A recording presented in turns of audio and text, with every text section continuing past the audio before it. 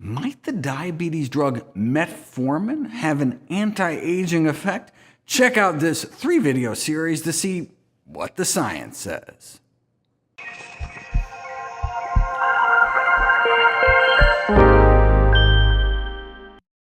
The noxious weed goat's rue was widely used as an herbal medicine back in the Middle Ages for thirst and frequent urination, what we now know of as a cardinal symptom and sign of diabetes. The plant produces a mitochondrial poison known as galagine. One can imagine how this could help discourage grazing herbivores, but why would crippling mitochondrial function help with diabetes?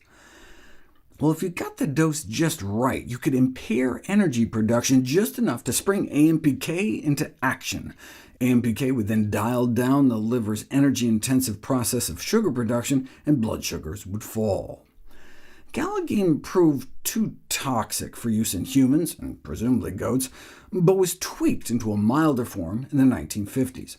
That's the origin story of metformin, now even 60+ years later, the most widely prescribed diabetes drug in the world. Sold originally as glucophage, meaning sugar eater, metformin is now prescribed annually more than 90 million times in the US alone. Despite all the strides in biotechnology, Big Pharma has yet to come up with a safer, more effective first-line treatment for type 2 diabetes than a drug that retails at pennies per pill. Ramping up AMPK isn't all that metformin does. For example, it also appears to foster the growth of good bacteria in the gut. But the AMPK boost alone would be expected to have wide-ranging health effects. Remember, AMPK is activated when resources are scarce, so it causes the body to hunker down into energy conservation mode and put the brakes on new construction projects.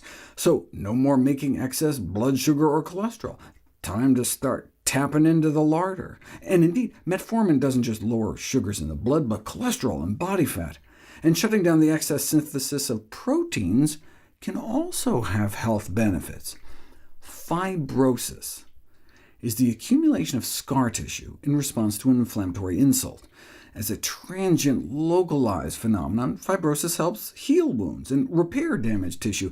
But in response to the systemic inflammation of aging, surplus scar tissue can build up in our heart, liver, kidneys, and lungs. Excess fibrosis is estimated to contribute to 45% of all death in the United States. But AMPK switches the body into miser mode, shrinking the energy budget for such superfluous activities, and ratchets down fibrotic processes. The AMPK priorities shift from growth to preservation might also be expected to slow cancer progression. Based on dozens of observational studies involving tens of thousands of diabetic cancer patients, those on metformin did indeed experience a significant survival advantage, correlating with a 26% decreased risk of dying from cancer. No wonder there are more than 100 ongoing studies to put metformin to the test against cancer. As the director of Harvard's Cancer Center put it, metformin may have already saved more people from cancer deaths than any drug in history. If AMPK plays such a key role in the aging process, and metformin boosts AMPK, can metformin slow aging and lengthen lifespans? It certainly can in some species. C. elegans worms fed metformin maintained a youthful state and can exhibit a nearly 40% increase in average survival. Interfere with the AMPK pathway, though, and this lifespan extension disappears, confirming the role of AMPK in metformin's anti-aging effects.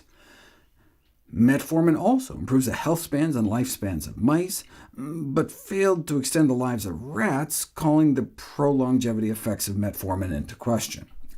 The dose they used, 15 times that used in humans, may have been too high, however, and the F344 rats they used are an inbred strain, named after the 344th brother-sister mating, that are resistant to the health benefits of calorie restriction. Since metformin acts through AMPK as a calorie restriction mimetic, it stands to reason that these animals may be less prone to metformin's effects. What about humans? Unlike other potential anti-aging drugs in the pipeline, we have the benefit of data on more than 1 million study subjects who have been tracked in metformin trials. And indeed, Compared to diabetics who take drugs other than metformin, those on metformin appear protected from age-related susceptibilities like fractures, or serious infections, glaucoma, and cognitive impairment. Most importantly, diabetics who take metformin live significantly longer than those taking different blood sugar-lowering drugs. Doesn't that prove metformin is a pro-longevity drug?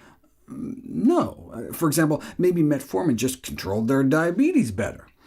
Researchers still found a survival benefit for diabetics on metformin compared to those as well managed on other drugs, but maybe the other drugs were shortening lifespans, and so metformin just looked good in comparison. How could you try to tease out the effects? What if you compared the lifespans of diabetics on metformin to non-diabetics? Now, that's not really a fair comparison. Any benefits metformin has could easily be outweighed and masked by the life-limiting nature of diabetes. Unless, that is, the diabetics on metformin actually lived longer than non-diabetics. And are you sitting down? That's exactly what the research shows. Diabetics placed on metformin went on to live longer lives than those who never got diabetes in the first place. From a longevity standpoint, it's as if they got lucky to be diagnosed with diabetes, because then they had access to this lifespan-enhancing drug. So wait, if metformin is so powerful as to more than offset such a dreaded diagnosis, should everyone be taking metformin? What are the downsides? That's exactly what I'm going to be covering next.